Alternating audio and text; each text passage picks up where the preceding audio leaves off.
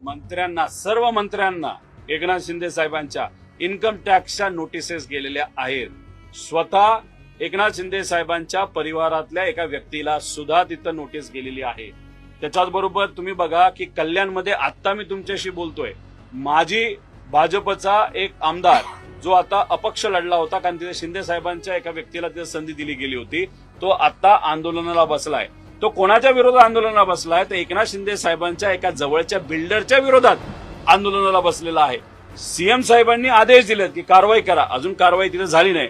पण तुम्ही जर बघितलं तर भाजप काय करते, चुन चुन के प्लॅनिंग करून तिथं एकनाथ शिंदे साहेबांच्या आमदारांना, मंत्र्यांना आणि त्यांच्या कार्यकर्त्यांना टार्गेट करते आणि त्यांच्याशी निगडीत असणारे जे व्यावसायिक आहेत त्यांना सुद्धा तिथं टार्गेट केलं जातं. मला माहित नाही, कदाचित शिरसाट साहेबांचा व्हिडिओ बघितल्यानंतर इन्कम टॅक्स वाल्यांना थोडंसं वाटलं असावं की एकाकडेच एवढ्या बॅग असतील तर बाकीच्यांकडे सुद्धा असू शकतात, म्हणून नोटिसेस गेल्या असाव्यात असं आपल्याला म्हणता येईल. अशी चर्चा आहे. जर नसेल आलं तर त्यांनी सांगावं, आली असेल तर कशाची आली हे सुद्धा त्यांनी तिथे सांगावं.